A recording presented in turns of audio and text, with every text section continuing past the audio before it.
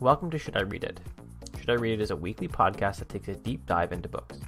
I'll provide a summary of the book and tell you how the ideas in the book relate across all the books we've covered so far. Have you ever wondered how to communicate well? But not just communicate, but how do you really sell well and get people to say yes? Communication is all about delivering a message that is well received and then accepted by those that hear it. And the book Pre-Suasion by Robert Cialdini is here to help us with that. The main thrust of Pre-Suasion hinges on Cialdini's assertion that it's the moments before a decision that really matter. Not just months before or anything like that, not longer periods, but the minutes before a message is received. That is the moment that matters. He says that we need to arrange for people to receive our message really well, and he says it like this. The best persuaders become the best through pre-suasion, that process of arranging for recipients to be receptive to a message before they encounter it. I use this when I deal with my web development clients, specifically when I give prospects a budget expectation in my very first email. I let them know that the $1,000 to $2,500 price point is mostly just going to use existing solutions without customization, but that at $30,000, we might be able to build whatever they want. This sets the tone before we ever get on the phone together and helps us set budget expectations for a project. Before Cialdini gives us methods to use that are effective at persuasion, he gets us on the same page by defining a few ideas he'll use later in the book. First up is privileged moments, which are moments when you identify yourself as receptive to a message. You've encountered this at the mall when the survey person says, "Hey, do you consider yourself a helpful person?" When you say yes, you're more likely to fill out that survey. The second idea that Cialdini introduces to us is that what we focus on is what we think is important. News stories about really anything make us think that that specific thing is important because people are talking about it.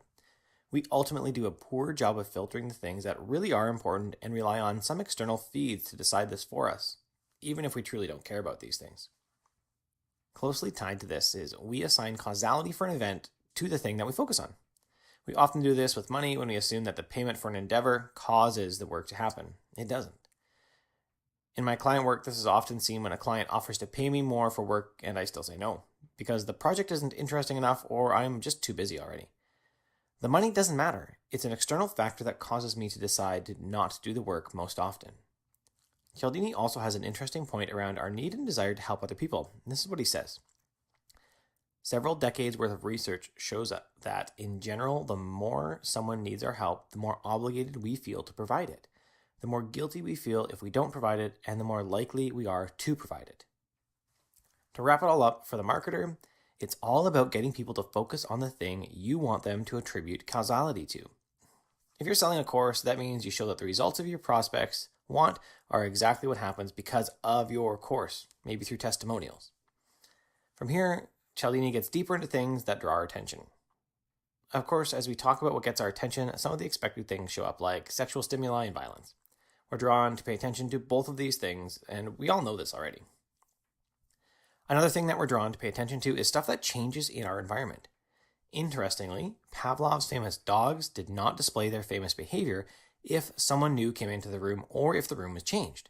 Instead of that bell that signaled food causing them to salivate, they spent their attention on the new possible threat in their environment, either the person or that new environment. Next, Cialdini looked at the effect that being different had on the online sales of products. Given 3 sofas listed on a site and 2 of them were described as durable and 1 that was described as comfortable, the comfortable one outsells the durable one. If you flip it and make 2 comfortable ones, 1 durable one, the durable one outsells it. We also focus on things that focus on us. Here's how Cialdini says it. Here then is another lesson in persuasion available for you to use. When you have a good cause to make, you can employ as openers simple self-relevant cues such as the word you to predispose your audience toward a full consideration of that strong case before they see it. This is why you get email marketing messages that have your name in it, or at least some name, because some of them are terrible and don't even get close to your actual name. They're trying to create affinity with you by using your name. Finally, we relate to things that remain unfinished. In productivity circles, this is the open loops that systems like getting things done try to close as we write things down. Open loops continue to take up space in our brains and consume our attention. For a marketer, for a storyteller, this means that you need to write your story in such a way as to have a mystery at the beginning and then thread the resolution through the rest of your copy. This is going to help readers to stay focused on your copy and they'll want to complete it to close that loop. This is also common in book writing, TV writing. You need to end your chapter or episode with a question that is resolved in the first bit of the next chapter. This is going to draw readers through. I've already mentioned this, but being asked if you count yourself as a helpful person before getting asked about a survey makes you more likely to complete the survey. Warm tea before an ask to volunteer increases the chances that you'll say yes to this volunteer request. We're also primed by the books we read and the media we interact with.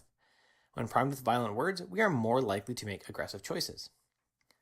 Lack of time to make a decision can also factor into how we consider the options inherent in that decision. Here's a quote from the book. When we are rushed, we don't have the time to take into account all of the factors at play within a decision. I have absolutely fallen for the sale price that is only offered for 24 hours after a call.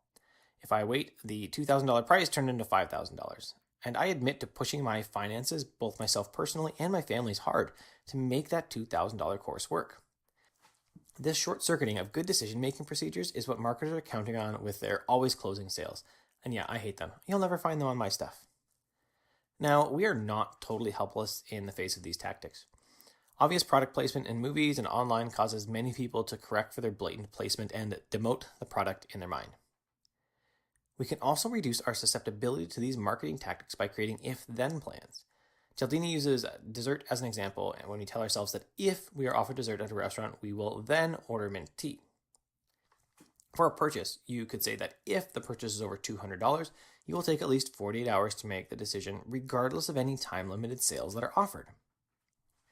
At our house, when we're purchasing a new car, we force this on ourselves by starting the look when we don't have the money to purchase it. I can't make the car purchase on the lot because I just don't have the money. Then we have time to go back home and evaluate and finish our savings so that we make a good purchase. The final section of Pre-Suasion looks at 6 main roads that Cialdini identifies that will cause us to take a desired action. First up is reciprocation. If we feel we owe someone, we are more likely to say yes to them. This is why the local Chinese food restaurant in the food court offers tastes over the counter when you're looking at the menus. You now owe them because of the taste and you're more likely to buy their food. I totally do this and it's good food. Second is liking, and this is a counseling and sales tactic. In my counseling degree, we were taught that you can create affinity with your client if you sit like them. When they lean forward, you lean forward. You cross your legs like them. Cialdini addresses the topic like this. Similarities and complements cause people to feel that you like them, and once they come to recognize that you like them, they'll want to do business with you. Third is social proof. If multiple others that are like you have results you want, then you're more likely to take the same actions they did. Labeling a meal as most popular on a menu will increase its sales because it's social proof. It's awesome. Doesn't matter if it is actually the most popular meal. Showing testimonials of your clients will help others make a decision if they see themselves as people in this testimonial. Authority is the fourth item that Cialdini addresses. This is when you speak at an event and people see you as an authority. They're more likely to say yes to requests because they trust you based on your authority. Next is scarcity, which is the always closing sale, the 24-hour thing, and we discussed this earlier.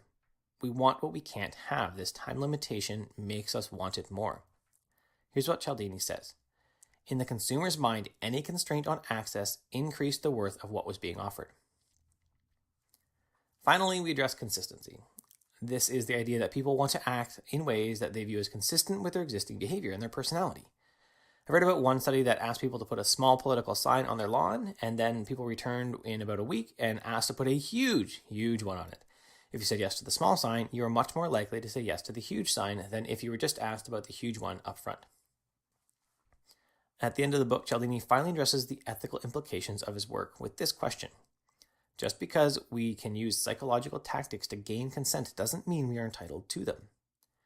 While many people are entirely fine with using possibly underhanded methods to make a sale, that doesn't mean we have to be. Most of the business owners I know use some of them, but are firmly against tricking customers into their purchase. They genuinely want customers to get value out of their products and services and offer refunds if customers aren't getting the value desired. As a consumer, make good use of the if-when system that Cialdini talked about so that you don't succumb to saying yes when you really should be saying no. I'm going to cover this more in a future video on my YouTube channel at curtismchale.ca/YT. The final point that Cialdini addresses as he looks at the ethics of Pre-Suasion is that doing things that people feel to be unethical takes a huge emotional and mental toll on them. He says it like this. One recent analysis found the toll to be heavy on both personal and economic dimensions as various kinds of occupational stress, when combined, led annually to about 120,000 deaths and $200 billion in additional healthcare expenses in the United States alone, where employers bear much of the financial burden. Those results come from you asking people to do things that they feel are unethical. As a business owner, you need to make sure that your staff are acting consistently with the ethics that they have. If you don't make sure of this, then you're going to have a high churn rate. Even worse, it's going to cost you big time in sick leave. You're also going to have to live with the fact that you're shortening the lives of your employees. This episode of Should I Read It is brought to you by my latest book, The Art of Focus. If you're tired of running around trying different ideas and getting no traction, if you are tired of having ideas, but you never actually get to work on them, if you're just tired, then The Art of Focus is for you. It's going to give you the exact systems I've used to build my ideal life, set up my times that I can really work and get lots done in the 6 hours a day that I work most days, and test my ideas in the marketplace so that I know they succeed. You can purchase it on Amazon at curtismchale.ca/recommends/AOF. Now our final question. Should you read Pre-Suasion by Robert Cialdini? While much of the information here felt heavily marketer-centric and honestly a little bit icky, there's so much in Pre-Suasion that can enhance the interactions we have with people around us. Take, for instance, the fact that having you write down your appointment on an appointment card just after you book it reduces missed appointments by 18%. You could extend that to taking the time to write down the names of the people you meet at a networking event so that you don't forget them. This is a good thing. But in the midst of the good, there is ample opportunity for abuse. In fact, coming on the heels of my reading of Digital Minimalism, and then I also read Irresistible after, I was struck by how these tactics are used heavily in almost every interaction we have online to steal our time. If you're looking to enhance your marketing endeavors, then Cialdini has some good tips for you. If you're looking to increase your resistance to these same endeavors, Pre-Suasion is basically a guidebook to show you everything people are going to try to do so you can recognize it. Either way, Pre-Suasion is a decent, interesting read. Not one of my top recommended books, but a decent book about marketing nonetheless. Thanks for listening to Should I Read It? To support the show, you can leave me a review in iTunes or a heart or a star in whatever podcast player you use. These help more people find the show. If you want to get more reading done, you should get an Audible membership. If you use curtismchale.ca/recommends/audible, that will help the production of the show financially.